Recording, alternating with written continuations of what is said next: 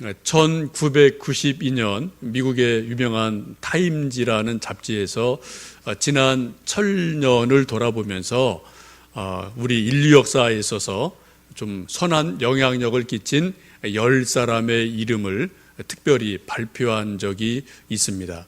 그 10사람의 이름이 이러한 사람들입니다. 모차르트, 구텐베르그, 제퍼슨, 콜럼버스, 미켈란젤로, 세익스피어, 또 갈릴레이, 아인슈타인, 그리고 더불어 2명의 유명한 종교인을 덧붙였습니다. 종교개혁자인 마틴 루터와 또 12세기 성자로 알려져 있는 아시시의 성 프란체스코, 이 두 사람의 이름을 덧붙여서 10명의 이름을 소개한 적이 있습니다. 물론 이 이름을 쭉 보면은 우리 좀 아시아 사람은 다 빠져 있고요. 주로 서양 사람 중심이어서 어쩔 수 없이 미국 사람이 한 것이기 때문에 그럴 수 있다라고 볼 수 있겠습니다만, 그 가운데 특별히 두 사람, 우리 종교인이 포함되어 있는 것은 상당한 의미가 있는 줄 압니다. 이 시간은 좀 잠깐 성 프란치스코에 대해서 좀 말씀을 드리고 싶어요. 우리가 그분을 직접 뵌 적은 없지만 사진으로 한번 얼굴을 보신 적이 있으실 것 같습니다. 저분의 초상화이고요. 저분은 약 800년 전 1182년에 이탈리아의 자그마한 동네에서 태어났습니다. 우리나라로 말하면 읍 정도, 면 정도 이런 자그마한 마을 아시시에서 태어난 분으로 알려져 있습니다. 이분에 대해서 우리가 많은 것을 알고 있지만 그중에 가장 대표적인 것은 주여 나를 평화의 도구로 써 주소서라는 그런 평화의 기도라는 유명한 시, 노래로 익히 우리에게 알려져 있는 분이기도 합니다. 근데 이분은 공부를 많이 한 분도 아니고요. 또 이 자신은 크게 부자도 아니고 대단한 분도 아니고 아주 평범한 그러한 사람으로 알려져 있습니다. 그런데도 지금 800년이 지난 지금에도 수많은 사람들이 이분을 그리워하고 존경하고 또 많은 사람들 입에서 입으로 회자되는 것을 보면은 뭔가 이분에게는 우리에게 없는 독특한 것이 있음을 발견할 수가 있습니다. 요즘 한국에 와서 많이 뉴스를 만들어내고 있는 프란체스코 교황도 이분을 조금 본받고 싶어서 이름을 그렇게 진 것도 여러분 다 알고 계실 겁니다. 많은 사람들은 예수님 이후에 예수님을 가장 많이 닮은 사람, 그 사람을 꼽으라면은 대부분의 좀 아는 사람들은 이 프란치스코 성인을 예수님 가장 많이 닮은 사람이라고 인정하며 그렇게 존경을 표하기도 합니다. 이제 조금 이분의 삶을 보면은 이분의 아버지는 상당히 부유한 분으로 알려져 있습니다. 그 당시에 이제 옷감 같은 것을 프랑스와 무역을 하면서 상당한 재력을 가지고 있던 분으로 알려져 있습니다. 예나 지금이나 아버지가 좀 부자인 사람들의 아들, 딸들이 조금은 빼딱하게 사는 경향이 예나 지금이나 조금씩 있게 마련이죠. 청년 프란치스코도 아버지가 부자이기 때문에 늘 주머니가 나름대로 돈이 있으니까 친구들과 어울려 다니고요. 건들하기를 좋아했던 사람입니다. 소위 댄디하다고 그러죠. 그 당시 가장 유행하는 옷을 사입고 또 명품을 즐겨하고 그리고 여자들 꽁무니를 졸졸 따라다니고 또 커피 마시고 이렇게 좀 놀기를 좋아하는 그러한 평범한 청년, 돈 많은 집안의 아들, 이런 사람으로 청년기를 살아갑니다. 요즘 말로 말한다면 소위 강남 오렌지족 같은 청년, 또 그분의 삶의 스타일을 한마디로 말한다면 오빤 강남 스타일 이런 삶을 나름대로 살아갔던 사람이 이 청년 프란치스코의 삶이기도 합니다. 근데 이런 청년에게 결정적인 생애의 한 전환기를 맞게 됩니다. 22살 되었을 때 어떤 전투에 참여했다가 포로가 돼요. 그리고 1년 정도 감옥에 갇히면서 적에게 잡혀 있으면서 수많은 고난을 옥중에서 포로 생활하면서 경험을 하게 됩니다. 그리고 아버지의 도움으로 겨우 옥에서 빠져나오기는 하는데 이미 그의 몸과 그의 마음은 다 병들 대로 병들어 있고 지체되고 피폐하게 된 그러한 모습을 보게 됩니다. 그런데 놀라운 것은 1년 정도의 포로 생활을 하고 옥에 갇혀 있는 그런 시간을 통해서 이 사람이 믿음을 갖게 된다는 거예요. 멀리 했던 하나님을 가까이 하면서 하나님을 경험하는 놀라운 일들을 체험하는 은혜가 그에게 임하게 됩니다. 사람은 참 묘한 존재죠. 우리 생각에 우리가 건강하고 형통하고 아무런 염려가 없으면은 하나님을 잘 믿을 것 같아요. 여러분, 이 말 맞습니까? 틀립니까? 맞아요. 틀리지 않아요. 맞아요. 이 말이 다 맞지도 않아요. 가끔은 어때요? 우리가 고난당하고 병들고 정말 기가 막힌 어려운 일을 당했을 때 어때요? 그때 오히려 절망할 것 같은데, 그때 오히려 하나님을 더 열심히 믿고 하나님을 사랑하고 하나님을 경험하는 일들이 종종 우리에게 있습니다. 우리는 분명히 형통할 때도 하나님을 경험합니다. 그러나 때로는 고난 중에도 하나님을 경험하고 하나님을 아주 깊게 만날 때가 있습니다. 바로 프란치스코가 그런 사람이에요. 22살 적군의 포로가 되어서 1년여간 감옥에서 고난을 당하면서 하나님 없던 삶이 하나님 있는 삶으로, 하나님 멀리했던 삶이 하나님을 가까이 하는 삶으로 변화되는 결정적인 삶의 전환점을 갖게 됩니다. 성경의 인물도 보시면 여러분, 요셉이 어떤 사람입니까? 요셉에게 옥이라는 것을 빼놓으면은 요셉을 이야기할 수가 없을 겁니다. 그렇죠? 또 우리 믿음의 대선배인 사도 베드로도 감옥에서 큰 곤욕을 치른 경험이 있고요. 또 사도 바울도 옥에 갇혀서 매를 맞고 고난을 당했던 일이 있음을 고백하고 있습니다.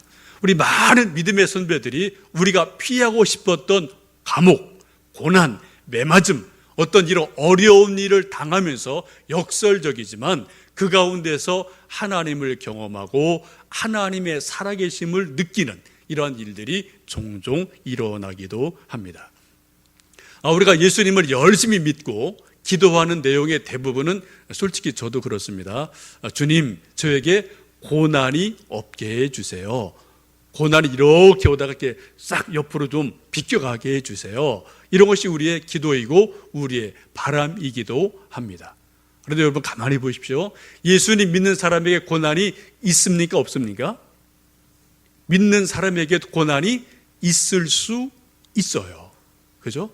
다 없다고는 말할 수가 없음을 우리가 부인할 수가 없습니다. 우리 생각에는 고난은 나쁜 것이다, 고난은 힘든 거다, 고난은 없어야 되는 것이다 라고 생각하지만 여러분 성경을 보십시오. 그렇지 않습니다. 성경에는 고난의 유익에 대해서 너무 많이 신약이든 구약이든 말씀하는 것을 보게 됩니다. 시편 119편에 이렇게 말씀하죠. 고난 당하기 전에는 내가 그릇 행하였더니 이제는 주의 말씀을 지키나이다. 교만한 자들이 거짓을 지어 나를 치려하였사오나 나는 전심으로 주의 법도들을 지키리이다. 그들의 마음은 살려서 기름덩이 같으나 나는 주의 법을 즐거워하나이다. 고난 당한 것이 내게 유익이라 이로 말미암아 내가 주의 율례를 배우게 되었나이다. 지금 시편에서는 고난 당한 것이 내게 유익이 되었습니다. 그래서 오히려 하나님을 멀리했던 것을 가까이 했습니다. 하나님 말씀 잊었던 것을 다시 말씀을 되찾게 됐습니다. 내 믿음이 없던 것이 다시 믿음이 회복이 되었습니다 라고 말씀하면서 고난의 유익에 대해서 성경은 분명히 말씀하고 있습니다. 우리가 생각하는 성 프란치스코도 20대 초반 전쟁에서 포로가 되고 고난을 당하는 가운데 그 가운데 잃었던 하나님을 찾고 멀리했던 하나님 말씀을 가까이 하면서 믿음을 되찾는 그런 놀라운 은혜를 경험하게 됩니다. 멋만 부리던 20대 청년이 고난을 통해서 하나님을 만나고 하나님을 따라가는 그러한 사람으로 변화를 하게 됩니다. 이러한 삶을 살다가 25살쯤 되었을 때 하나님의 특별한 부르심을 받죠. 음성을 듣습니다. 그 음성이 프란치스코야, 너는 나의 교회를 일으켜 세워라. 그런 말씀을 듣습니다. 이 말씀을 작게 말하면은 그 자기 살고 있는 그 마을의 자그마한 성당, 무너진 성당을 다시 수축하라는 말씀이 되겠지만, 의미로 보면은 12세기 당시에 무너져 내리던 중세 교회들을 다시 한번 세워라, 그러한 사명을 가지며 하나님의 부르심을 받게 됩니다. 이때부터 프란체스코의 삶이 이제 전적으로 새로워지며 주님만을 따라가는 그러한 삶을 살아가게 됩니다. 프란체스코의 삶을 여러 가지로 말할 수 있는데요, 한마디로 요약해서 말씀드린다면은 가난과 결혼한 사람, 이렇게 표현할 수가 있습니다.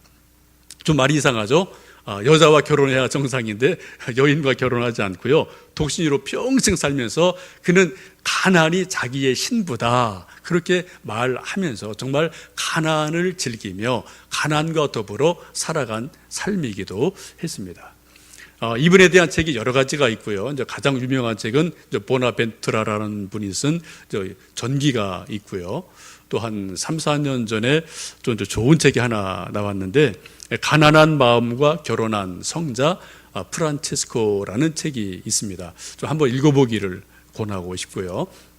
이 책을 저도 접한 거는 이제 목회와 신학에서 이제 가끔 저에게 신간 책이 나오면 서평을 해달라는 그런 부탁이 오기도 하는데, 그런 부탁을 받고 좀 제가 책을 머리말부터 끝에까지 그냥 꼼꼼하게 읽어봤어요. 밑줄을 치면서 또 나름대로 토도 달아가며 읽다가 또 생각도 하며 좀 꼼꼼하게 책을 읽고 또 서평을 해서 좀 그쪽에 넘겨줘서 발표된 적도 있습니다.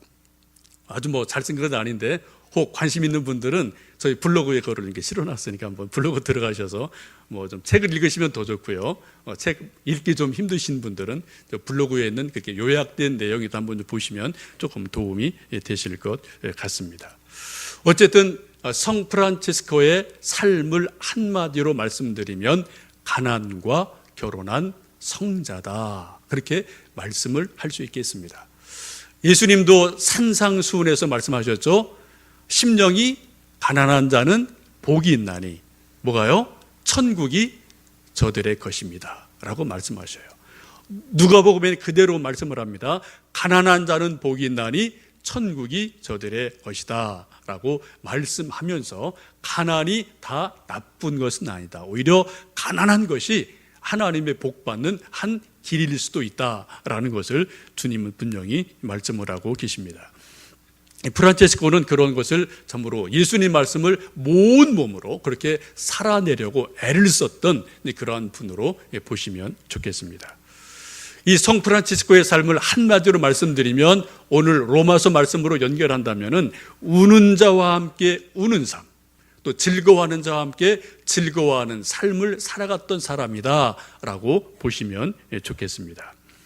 여러분, 우는 자와 함께 울고 즐거워하는 사람과 함께 즐거워하는 삶, 이것이 바로 우리 그리스도인의 살아가야 될 삶의 모습이기도 합니다.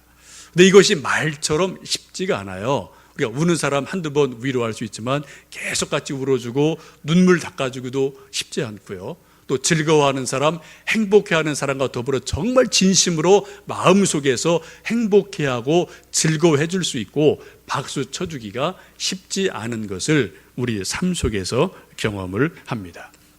근데 예수님이 바로 이러한 삶을 살아가신 분이죠. 우는 자와 함께 울고 즐거워하는 자와 함께 즐거워하는 삶을 예수님이 직접 살아가셨습니다. 예수님 보시면은 세리와 창기와 소외된 자들을 직접 찾아가셔서 그들의 친구가 되어 주셨습니다. 근데 예수님은요, 가난한 자들의 친구만 되신 게 절대 아닙니다. 어떤 자들의 친구도 되시죠? 부자들의 친구도 되셨어요. 즐거워하는 사람들의 친구도 되셨습니다. 가나 혼인잔치에 찾아가셔서 혼인잔치의 결혼식의 기분을 업시켜 주시고 분위기를 띄워주시는 역할도 하셨습니다.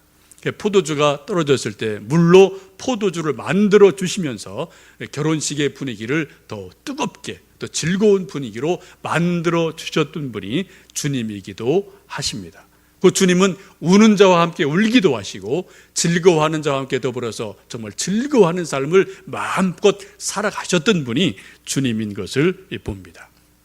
근데 예수님께서 이렇게 우는 자와 함께 우시고 그들을 찾아가시고 또 즐거워하는 자들과 함께 즐거워하고 그들과 함께 놀아주셨던 이유가 뭘까요?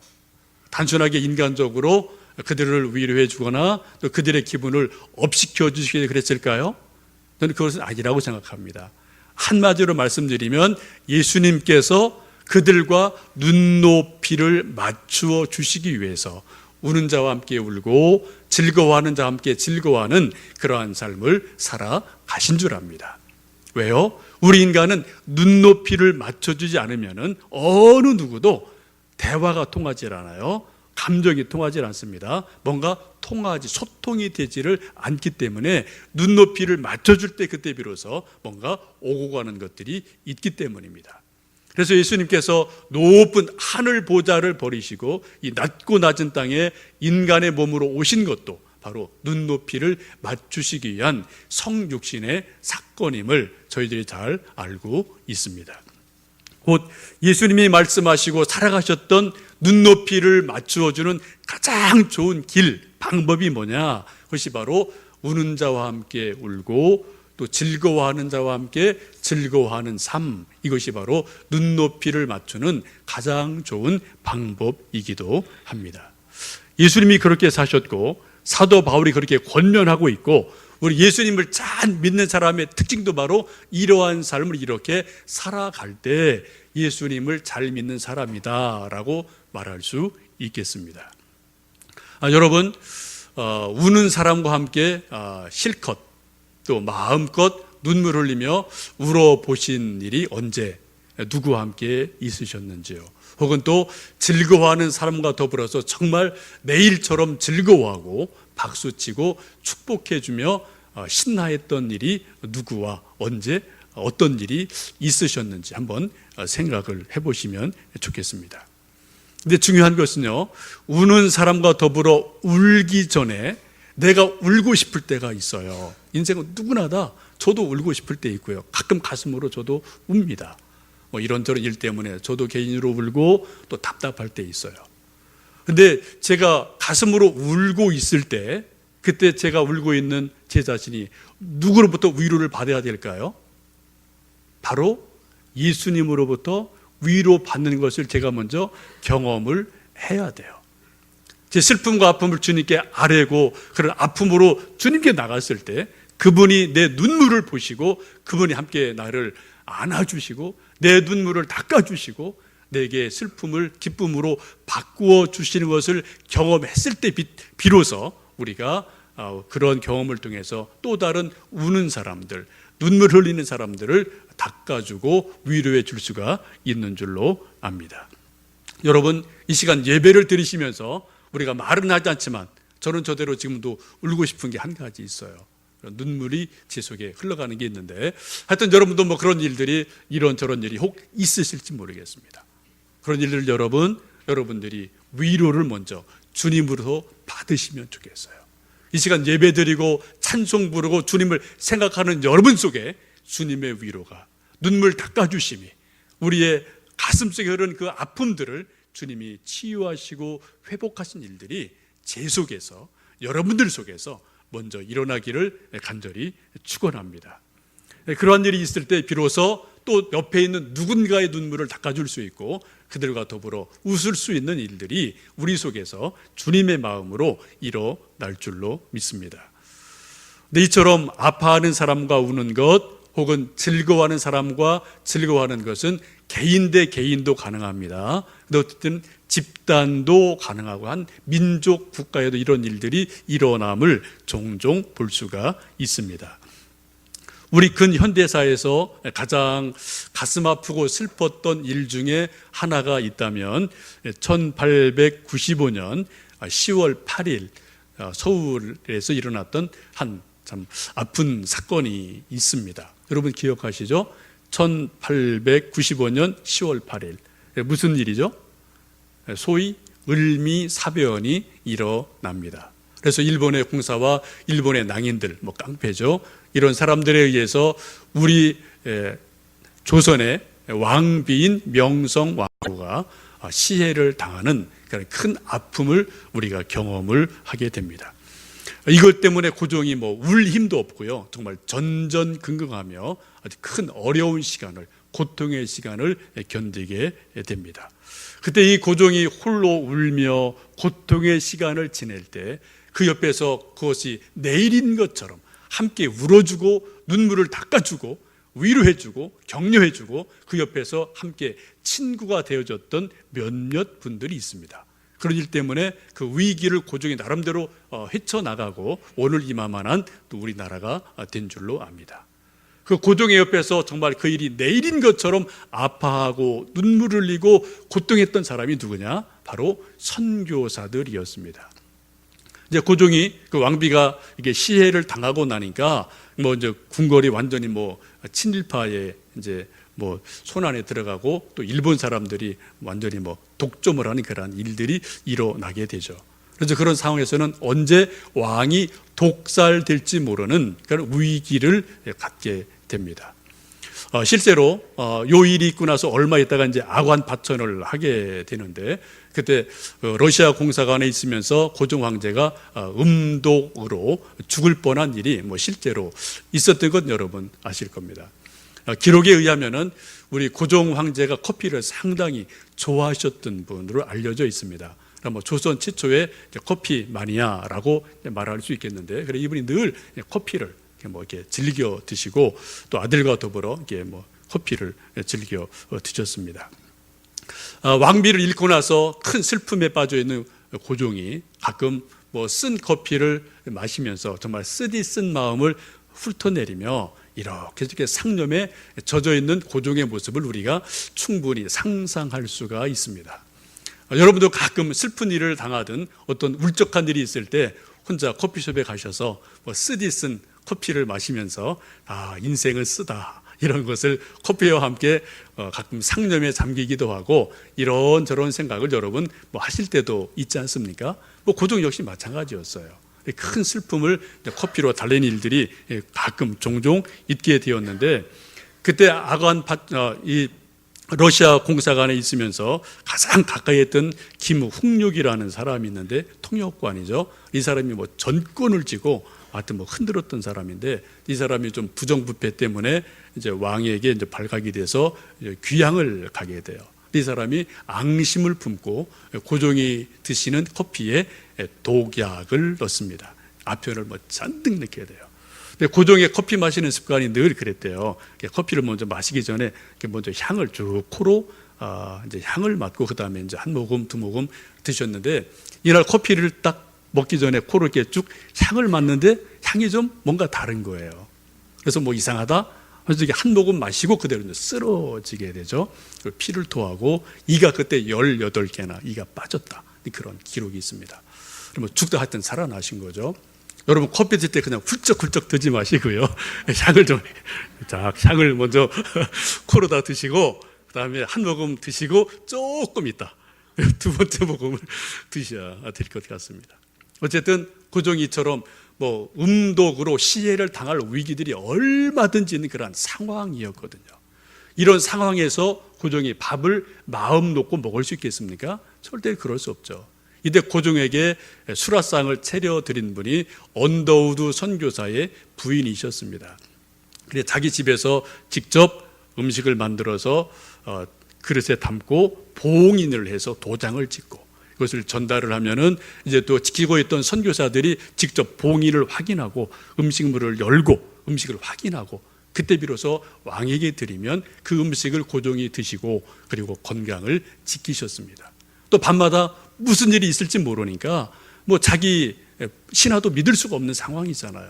근데 그때 언더우드 선교사라든지 또 세브란스를 세운 에비슨 선교사라든지 헐버트 이런 사람들이 자기 총을 가지고 고종의 침소 앞에서 밤을 새면서 불침번을 쓰면서 그리고 고종을 지켜드렸기 때문에 그 위기를 넘길 수가 있었습니다. 그러다가 이제 아관 파천으로 잠깐 이제 또 피신한 일들이 있게 되고 그런 위기를 넘기면서 우리나라의 어떤 조선의 마지막 일들이 마무리되어집니다. 이러한 일들이 쭉 사람들 속에 알려지게 되어지죠. 그래서 정말 우리나라가 힘들 때, 왕이 고독하고 외로울 때, 고통을 당할 때 그때 믿을 만한 사람은 선교사밖에 없다. 우리 친구는 믿는 사람들 기독교인밖에 없다. 이런 것들이 왕에게 인정이 되어지고 백성들 마음에 인정이 되어지면서 초기 기독교가 그런 뿌리 위에서 크게 번성을 하게 되고 교회가 자리를 잡을 수 있는 놀라운 일들이 일어나게 됩니다. 여러분, 제가 이 말씀을 드리는 것은 커피 맛을 맛보자 혹은 고종이 이랬다 저랬다 그런 말씀을 드리고 싶은 것이 아니고요. 말씀의 요점은 우리 믿음의 선배들인 선교사들이 이 땅이 고통을 당할 때, 이 땅에 우리 왕이 어려움을 당할 때, 울고 있을 때, 그때 바로 그 옆에서 지근거리에서 함께 울어주었던 사람, 그 고통을 함께 나누었던 삶, 이런 것들 그들이 살아주었기 때문에 그나마나 이마만한 한국 교회가 이 땅에 뿌리를 내릴 수 있었고 우리 역사와 함께 할 수 있었음을 볼 수가 있습니다. 그런데 언제부터인지 정확하진 않습니다만 우리 한국 교회가 우는 자와 함께 우는 것이 적어졌고요, 즐거워하는 자와 함께 즐거워하는 일들이 적어지고 이제 사회에서 소위 대형 교회들을 중심으로 교회가 재편이 되면서 우는 자와 함께 우는 것보다는 사회에서 선생이 돼서 이렇게 해라 저렇게 해라 말만 하는 교회로 변화되는 일들이 얼마만큼 우리 속에서 진행된 것을 우리는 고백하지 않을 수가 없습니다. 삶으로 보여주는 것이 아니라 말만 이렇게 해 저렇게 라고 지금 말하는 것들이 우리 교회의 형편이 아닌가, 이런 것들을 생각하면서 말하는 목사인 저도 심히 고통스럽고 또 아픈 마음을 가지고 있습니다. 정말 좋은 그리스도인은 뭡니까? 말은 적게 하고 행동은 많이 하는 것이 정말 좋은 그리스도인이에요. 근데 언제부터인지 우리 한국교회는 행동은 적으면서도 삶은 적으면서도 말이 많아지는 그러한 교회로 뭔가 변질되어진 일들이 우리 속에 일어나고 있음을 고백하지 않을 수가 없습니다. 우리 한국교회가 다시 백성들로부터 신임을 얻을 수 있는 길, 우리 한국교회가 다시 한번 부흥의 불길을 일으킬 수 있는 길, 그것은 다른 데 있지 않고요, 바로 오늘 말씀처럼 우는 자와 함께 진심으로 울어주고 즐거워하는 자와 함께 진심으로 즐거워해 줄 때, 그때 그 중에서 하나님 역사하심으로 교회가 교회될 수 있고 하나님의 살아계심이 증거되며 우리 믿는 이들을 통해서 하나님의 은혜가 임하게 될 줄로 믿습니다. 여러분, 우는 사람은 멀리 있기도 하고요, 가까이 있기도 해요. 어떨 때는 내 자신이 우는 사람이에요. 내가 나를 때로는 위로해 주셔야 됩니다. 또 우는 사람이 우리 집안에 있을 수 있어요. 우리 또 이웃에 있을 수 있습니다. 우리 또 교회 안에 있을 수 있습니다. 다 알 수 없지만 정말 우는 자와 함께 울고 즐거워하는 자와 함께 즐거워하는 그러한 귀한 은혜가 우리 안에서, 우리 가정 안에서, 교회 안에서 이루어짐으로 하나님의 위로하심과 하나님의 세임 주심이 넘쳐나기를 간절히 원합니다. 함께 기도하시겠습니다.